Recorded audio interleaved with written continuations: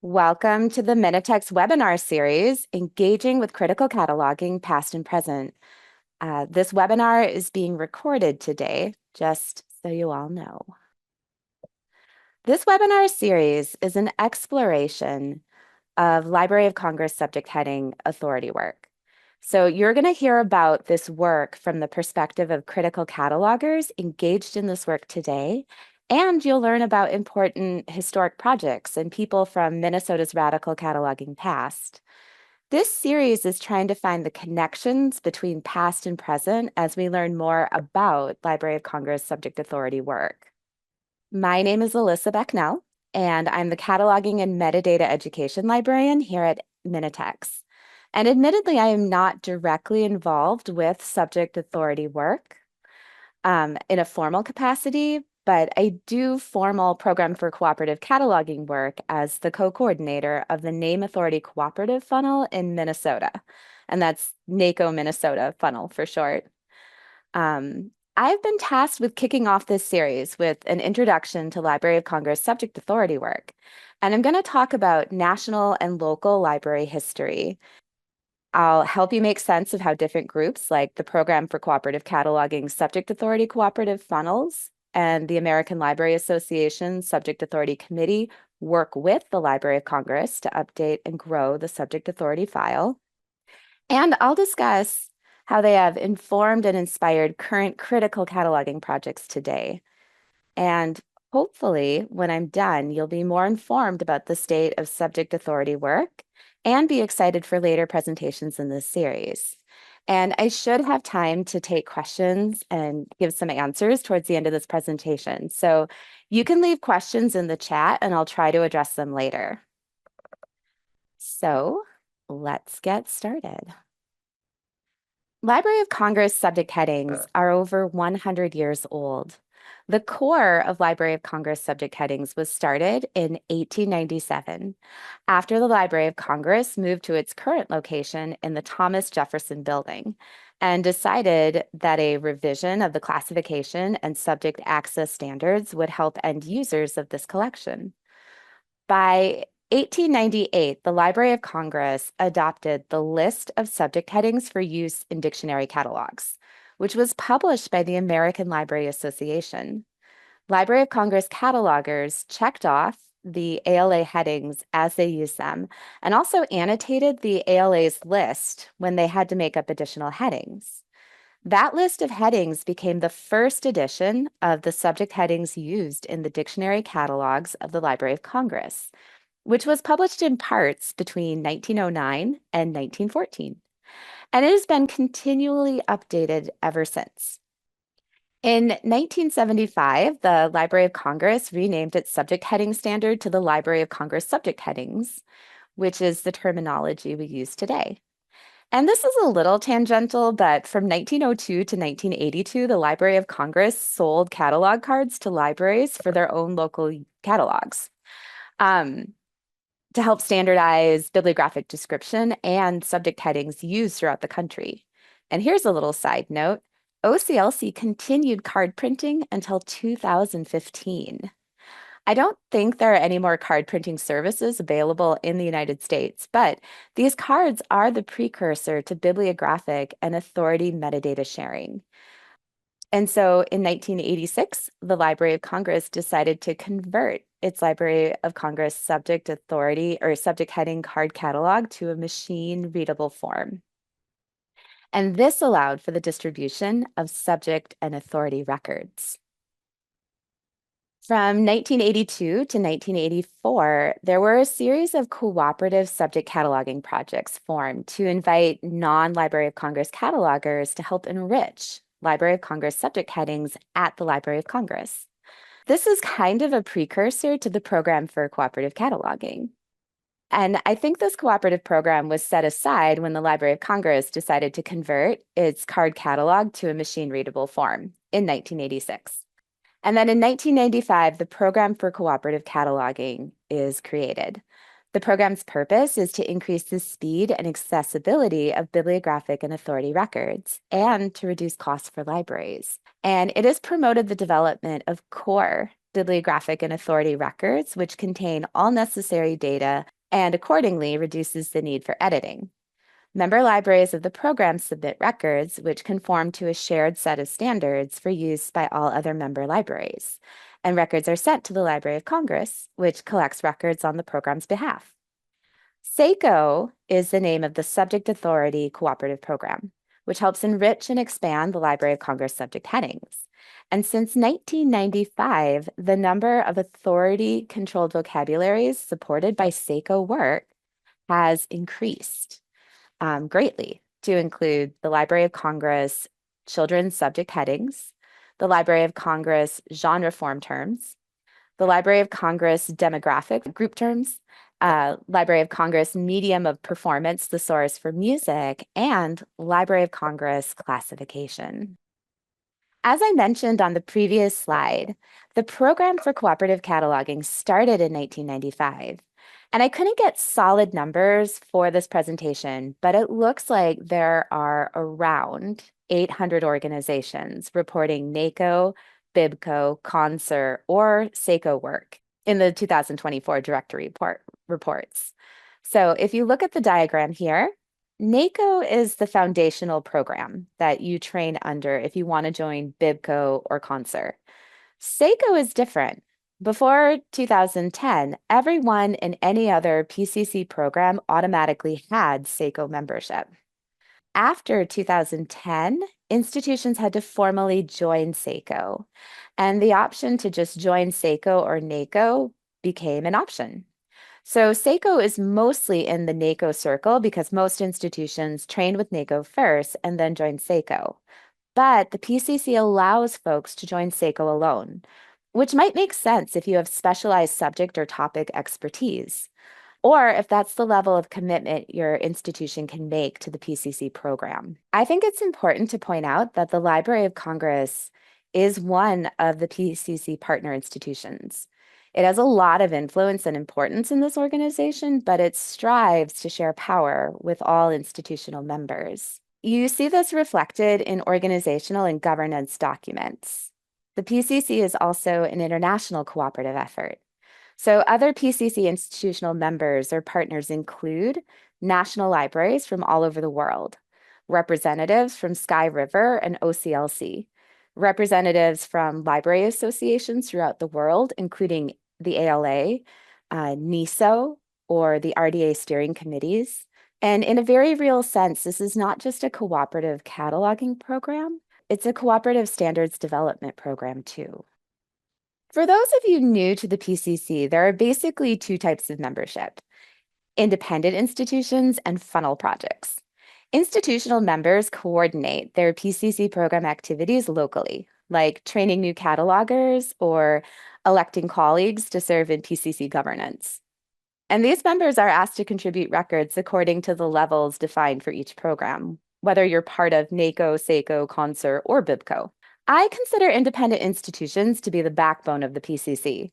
I've only ever worked at smaller libraries and can't imagine trying to manage a PCC program all by myself.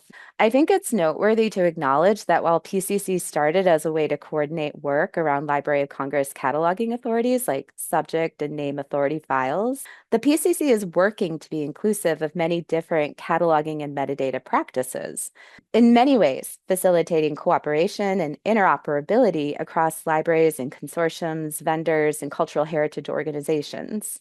Institutional members sit on many of the committees and task forces and other projects. In contrast, funnel membership allows smaller institutions and libraries to participate in the PCC program under the supervision of a funnel coordinator. A funnel project and its members must contribute records to maintain active status. And funnels can be organized around a subject or a format, a location, or membership in a library consortium. The links on this slide lead to more information about funnel projects in the different PCC programs, but I wanted to highlight some of the projects. I'm a co-coordinator of the Minnesota NACO funnel, so this is probably shameless self-promotion, but for those of you based in Minnesota, this location-specific funnel lets you get trained in NACO cataloging practices and then contribute name authority records to the Library of Congress Authority file. I have some examples of subject and format-specific funnels in the SACO program.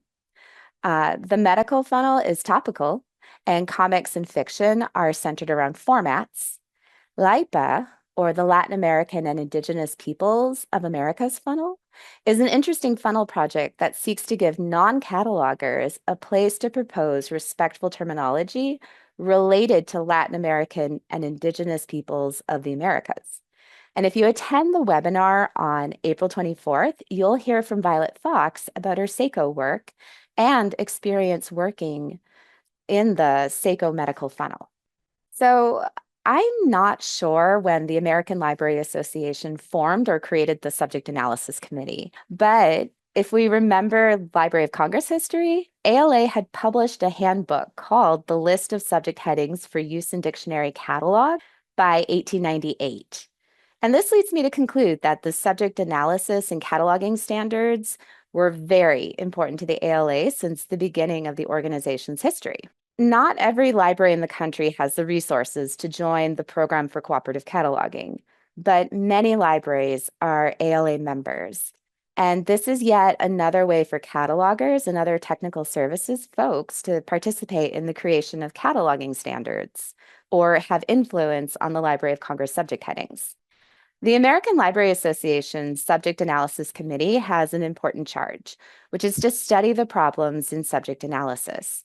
They're also asked to recommend patterns, methods, and tools for optimizing subject and genre-form access to information resources, with an emphasis on classification and controlled vocabularies used to organize information in libraries and cultural heritage institutions. The Subject Analysis Committee has liaisons to classification and subject vocabulary projects like the Homosaurus, Dewey Decimal Classification, or the Getty vocabularies. They also liaise with other library organizations such as OLAC, ALA Core, Art Library Society of North America, and the Library of Congress. The Subject Analysis Committee has many standing committees and working groups, and they do crucial investigatory work, and they make recommendations to solve problems. I noticed two projects related to Library of Congress that are kind of active right now. One was an external review of the Library of Congress vocabularies, and the other was a question the question group that Tina Gross, one of our later speakers in this webinar series, will talk more about. These committees and working groups often finish their work with a comprehensive report that you can access at the American Library Association's institutional repository. And again, you'll hear more about the Subject Analysis Committee from Tina Gross on May 8th in this webinar series. We're going to switch gears and talk about some Minnesota history now. Sanford Berman, otherwise known as Sandy, was born in 1933 in Chicago, Illinois. In 1955, Sandy received his BA in political science from the University of California, Los Angeles. And in 1961, he received a master's of library science from the Catholic University of America in Washington, D.C. Sandy began his professional career at the District of Columbia Public Library and went on to work at the U.S.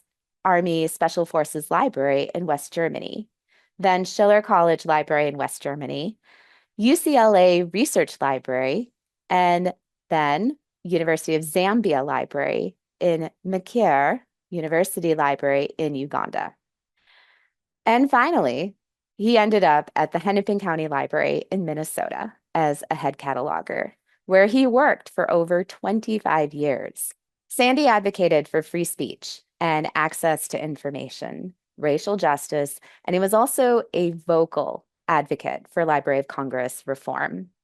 Discussion about bias in Library of Congress subject headings has been in the professional literature since about the 1960s. And with the publication of the book, Prejudice and Antipathies, Minnesota-based cataloger Sandy Berman emerged in the 1970s as a clear and strong-voiced critic of Library of Congress subject headings, particularly those headings that describe groups of people or talked about cultural groups with points of views and practices outside of mainstream American culture. In all, Sandy Berman proposed changing 225 subject headings, subdivisions, and cross-references in his book. I have a small selection of his proposals, but I hope they give you a sense of what he was asking for. The first two headings describe historical events or circumstances in a pejorative way towards minority groups. The third heading is a colonialist derogatory term applied to the Xhosa people of South Africa. 4 and 5 are terms that applied to groups of people in American society who were engaged in social movements in the 1960s and 70s. And Sandy wanted the Library of Congress to elevate their status by acknowledging this activism in the subject authority. The sixth heading is a kind of doublespeak.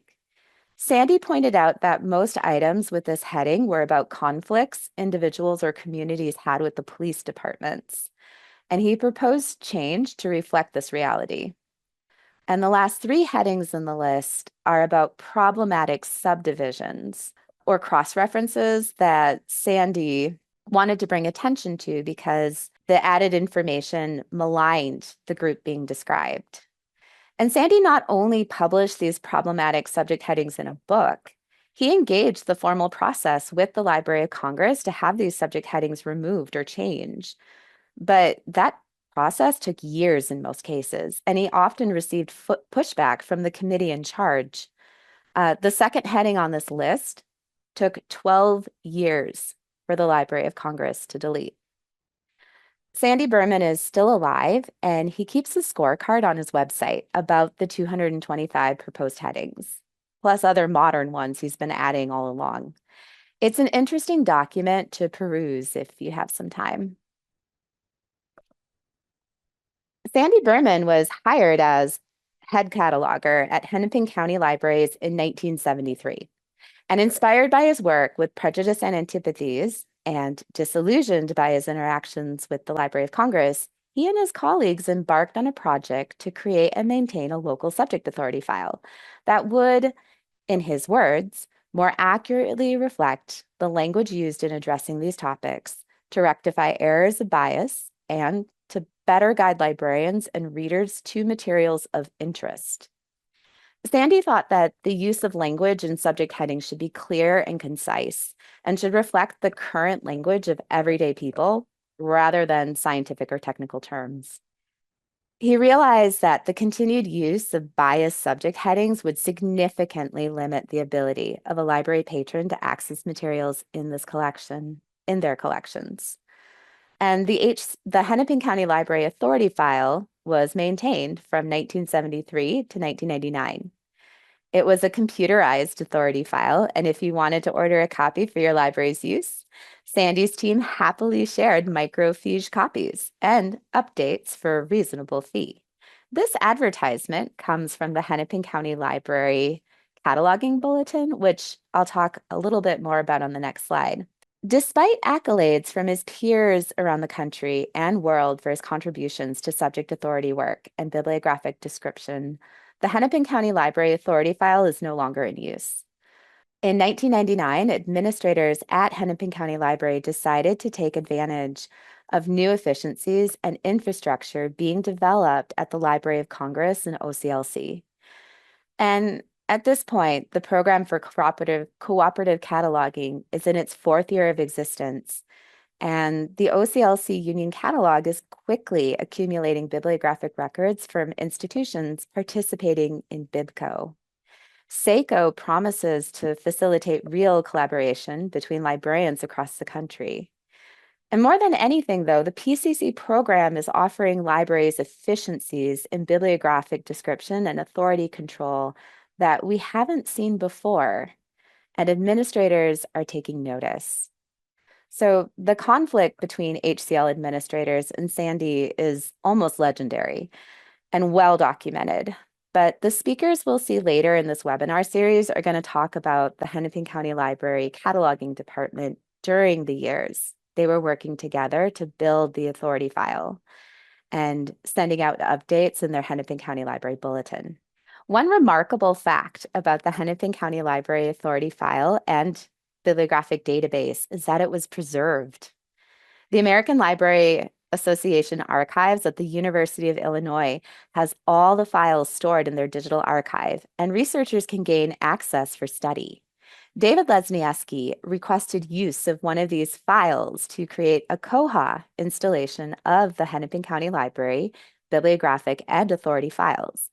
So you can see this project on the web, but if you attend the May 22nd webinar in this series, you can hear David's insight into why this authority file is important to remember when we talk about how everyday language, sensible conceptual relationships, and a sustained focus on the needs of end users can help us improve the accessibility of a catalog.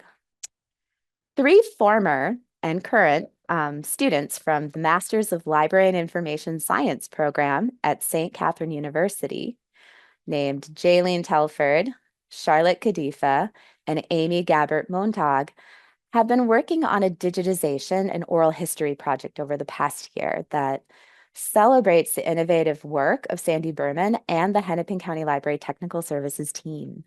They digitized the Hennepin County Library cataloging bulletins, which were published from 1973 to 1999 and are now available on the Sandy Berman website or the Hennepin County Library Digital Collection.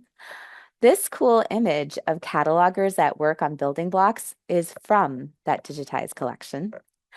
In addition, Jaylene, Charlotte, and Amy have been conducting oral history interviews with Berman's colleagues over the past year, and they hope to highlight how his technical services team's experience with creativity and cataloging, fostering a healthy and productive work environment, and cultivating a community with catalogers outside their organization, how that experience worked and what it was like in their environment.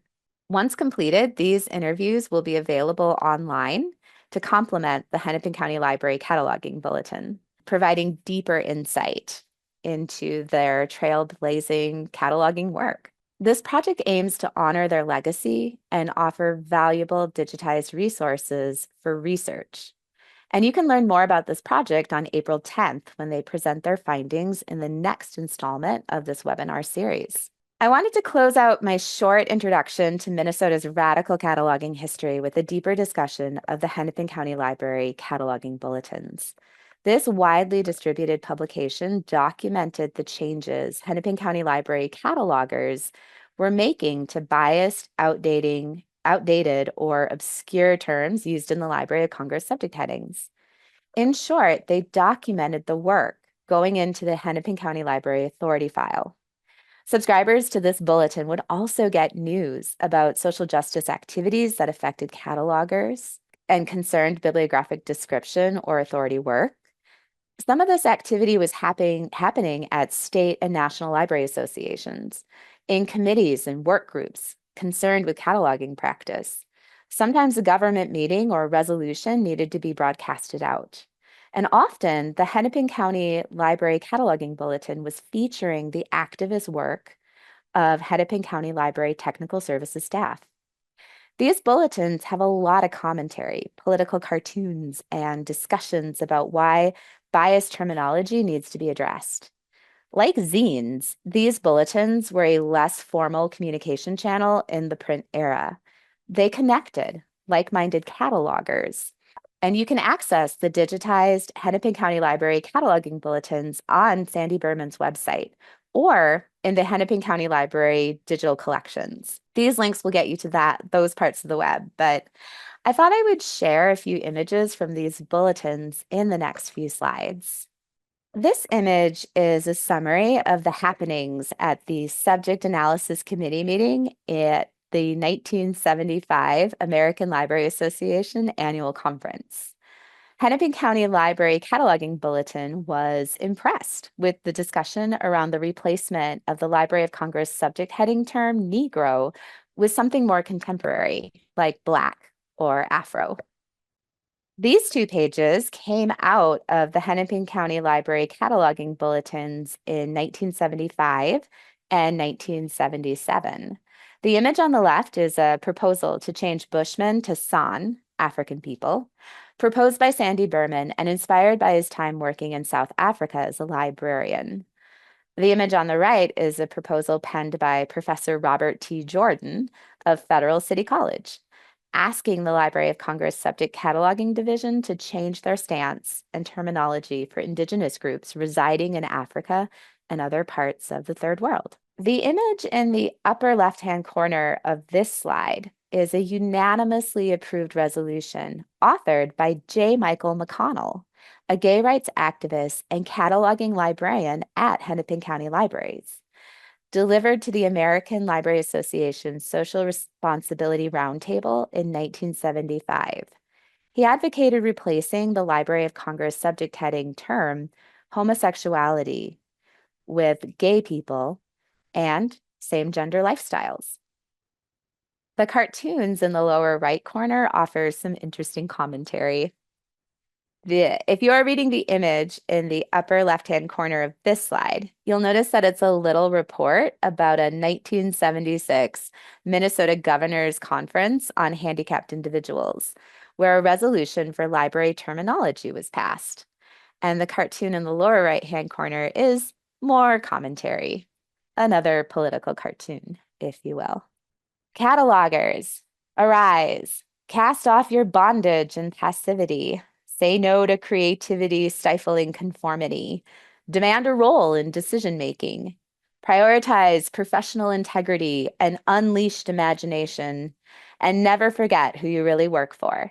Library users and colleagues, not bosses and bureaucrats. That quote is from Sandy Berman in an interview he did in 2017. Critical librarianship got its start in the early 2000s. In fact, Sandy Berman proposed that critical librarianship be added to the Library of Congress Subject Authority in 2007. Critical cataloging is related, but turns the social justice focus towards metadata cataloging and classification practice or infrastructure. Both concepts have websites and hashtags that get used in social media to organize various conversations and projects going on. And there are so many different projects that can fit under these umbrella categories that it would probably take a whole other webinar to talk about it. I'm going to stay focused on more recent news and subject authority work, but please feel free to explore the recommended resources at the CritLib website here or at the Cataloging Lab website I mentioned in a little bit. Change the Subject is a documentary that follows the story of undocumented students at Dartmouth College. These students were troubled by the use of the dehumanizing term illegal aliens in their library catalog and demanded that it be replaced not only at Dartmouth, but their campaign expanded to focus on changing the term in the Library of Congress heading subject authority. And this campaign rallied support from libraries around the country. And Tina Gross, a librarian who will be speaking later in our series, was heavily involved in the campaign as a member of the Subject Analysis Committee at the American Library Association. She helped research and develop proposals for changing this terminology in Library of Congress subject headings twice. And you can read the reports in the American Library Association archives. This story is full of twists and turns as these students rally support and make progress, only to find that this progress gets heavily politicized and even members of the US Congress weigh in. If you haven't seen this documentary, it's freely available at the first link on this slide, and it's worth a watch. Ultimately, after years of back and forth, this subject heading did change in 2021. The terminology now used is non-citizens and illegal immigration. And I think this prior political battle over Library of Congress subject heading terminology offers us some perspective on the current controversy over the new geographic heading changes at the Library of Congress. Gulf of Mexico to Gulf of America and Mount Denali to Mount Kinley. The Program for Cooperative Cataloging, which includes the SACO program, has been around since 1995, and it seems like we have more dialogue and ability to propose and change Library of Congress subject terminology more than ever before. But these controversial headings remind catalogers that we cannot be complacent. Language evolves, and we need to keep updating the subject authority to be inclusive and correct. And the work that radical catalogers in the 1970s were doing around bias in the library catalog, it continues today. Change the Subject was about engaging the formal channels of communication with the Library of Congress to change subject headings. The cataloging lab is a less formal place that invites collaboration between expert catalogers and experts on terminology that don't necessarily do cataloging work. Violet Fox, who will be presenting later in this series, dreamed up this idea while she was working at OCLC as one of the Dewey Decimal Classification maintainers. In general, she didn't see any place for catalogers to work with experts in terminology on revisions to subject authorities or classification systems. She created the cataloging lab to be a space to collaborate, and then she invited groups to work there. There are a few funnel projects with subject authority and name authority proposals on the site, and the site has also been a sort of clearinghouse for new developments in critical cataloging. Sometimes you'll see project write-ups and reports posted on the Cataloging Lab website. Violet also puts together a monthly-ish digest of critical cataloging news called the Crit Catanets, which includes critical cataloging projects, presentations, conferences, and other interesting developments worth knowing about. We might not have a new Hennepin County Library catalog bulletin anymore, but a Crit is a pretty fantastic thing to read. Individual institutions may wish to adapt or change individual headings, but this can be extremely time-consuming and resource-intensive. There is a tension between the need for local variation and the efficiency of network-level standardization. This quotation is not as straightforward as Sandy Berman's call for radical cataloging in the 21st century. But let me break this down. Most United States libraries receive automatic updates to their local subject authority files from the Library of Congress. We have many protocols to make this happen, and it's usually weekly or monthly updates. And you can imagine how difficult it would be to protect one or a dozen subject headings locally from automatic updates if your library management system wasn't designed to help you do that. And maybe you don't want to use the term illegal alien or Gulf of America locally. So when the American Library Association Subject Analysis Committee was supporting Dartmouth students' efforts to change illegal aliens at the Library of Congress, many libraries realized that they didn't have the ability to change the subject heading locally and make it stick through the automated updates. This was a technological problem that Rachel Frick and Marilee Profit wrote about in this OCLC report called Reimagined Descriptive Workflows, which was released in 2022. By 2023, both WorldCat Discovery and Primo Discovery came up with a technical solution. Catalogers could change the display of local subject headings even as they kept receiving updates from the Library of Congress subject authority file. In essence, you are not changing the authorized subject heading in your authority file or your bibliographic records. You are changing the display of that subject for your end users. You kind of get the benefits of an alternative Hennepin County Library Authority file without having to fully cut ties with the Library of Congress Authority file and miss out on the automatic updates. And it's cool that this technology is available in the two probably biggest library management systems out there, but wouldn't it be great if we had this in all of our library systems? So that was your whirlwind tour of the Library of Congress subject headings from the perspective of catalogers who are engaged in subject authority work. I hope you feel more informed about how the Library of Congress subject heading authority came into being, how it got started, and how it's evolved over the years. And I also hope you learned some radical cataloging history and how it's still being carried out today with critical cataloging practice. Okay, audience, this is your chance. You can ask your questions. You can either type them into the chat, or I'll try to keep an eye on participants and answer questions that the audience has. And I just wanted to point out that a lot of the images in this presentation came from the Hennepin County Library cataloging bulletins. And these are now available in digitized format at the Hennepin County Library digital collections. And this link will actually get you to a search result that just includes those bulletins.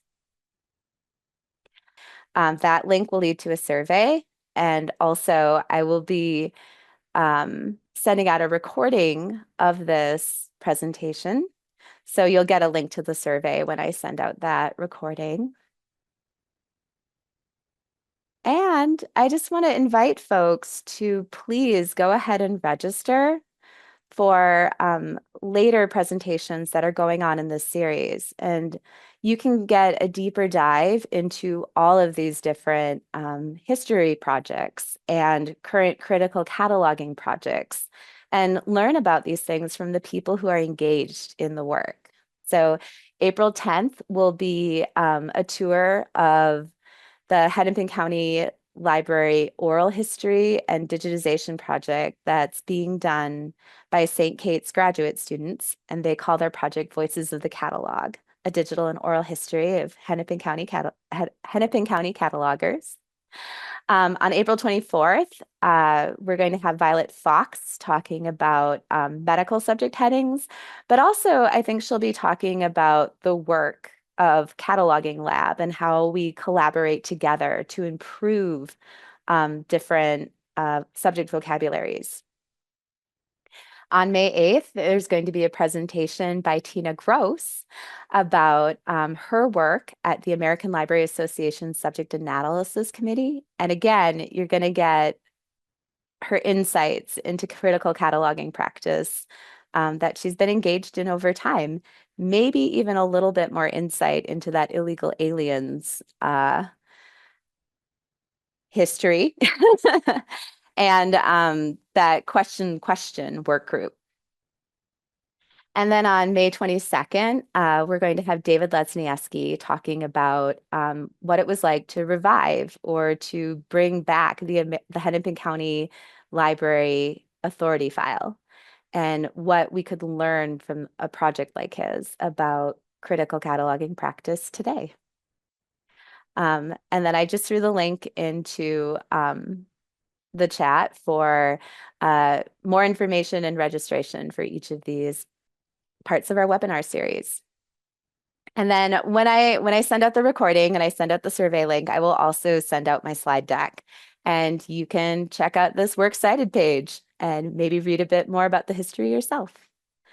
Thank you all. I hope you have a wonderful rest of your day. This kind of ends the presentation.